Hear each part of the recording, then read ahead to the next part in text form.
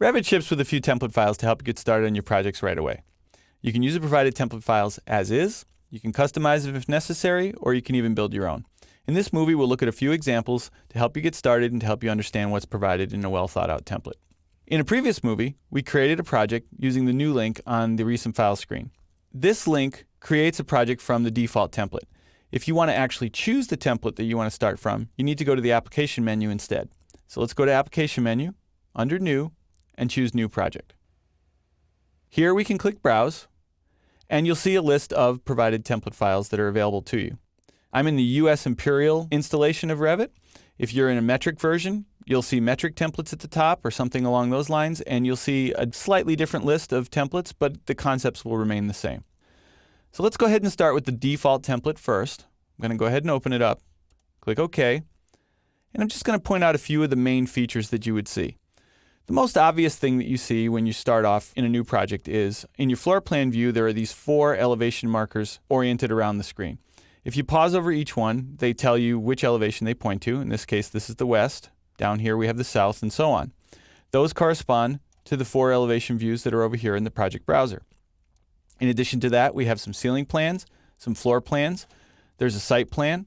The site plan differs from the floor plan really in just the scale. You can see that this one is set to 1 inch equals 20 feet, where our typical floor plans are set to 1/8 of an inch equals a foot. Now, the default template doesn't include any legends, it doesn't include any schedules, nor any sheets. It's a pretty simple basic starting point.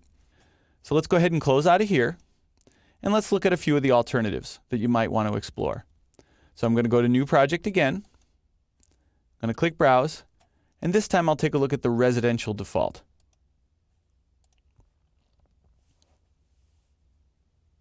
When you create your own Revit projects, you can create lots of views. We're going to talk about this in a future movie. You can see they've done a lot of the work for you over here by creating several different views on different floor plans. We still have a few ceiling plans. There's the 4 elevations that we had before. And the thing I'd like to point out here that's a little bit different than the other template was this one actually starts with some schedules. Now, how is this important? Well, let's go ahead and open up a door schedule. You can see that it's got some predefined columns already in it. Doesn't really show us any doors though. Well, that's very simple. The reason for that is we don't have any doors in our project yet. So let's go ahead and take care of that. I'm just going to draw a quick little wall because you can't add doors without a wall. And I'll go ahead and throw in a couple doors. I'll do a zoom around that area. And don't worry about the details of what I've done. We'll cover all the specifics of adding doors and walls in a later movie. But here I have door number 1, 2, and 3. And let's go ahead and take a look at the door schedule. And you'll see the doors number 1, 2, and 3 are already available on the schedule. So by including things like schedule views and some of the other views in the template, you can save yourself and other folks that use the template a lot of work in the setup steps that would otherwise be required to go ahead and get started with a project. Let's close out of here. And we'll do one more example. It turns out that if you just click the new button right there, it automatically defaults to new project. So that's a little shortcut for you. I'm going to go ahead and click Browse. And this time I'm going to choose the commercial default. Click Open, and then OK. Like the other templates we've seen, this one has some floor plans, 1 ceiling plan, a couple elevations, and a few schedules, just like we saw in the last template. This one also has several sheet views.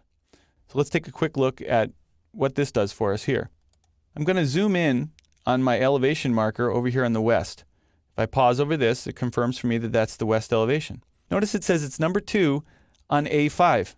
That's actually corresponding to the sheet A5 that we see over here. And if I expand it with the little plus sign, you'll see that that sheet actually contains 2 elevations. West, which we've just verified by pausing over the elevation indicator there in the plan view, and it also includes the east elevation. If I open the sheet up, you can see that this is the west elevation right down here, and here's the east here. Let's go ahead and zoom in a little bit. And that confirms for me that that's in fact west, which is number 2. And this one is east, which is number 1. So again, a lot of setup work's being done for us automatically. And how nice would it be to be able to just start laying out your building model and already have your sheets kind of taking care of themselves. So these are just a few of the benefits that you might have when you start a project with a well thought out and well-defined template file.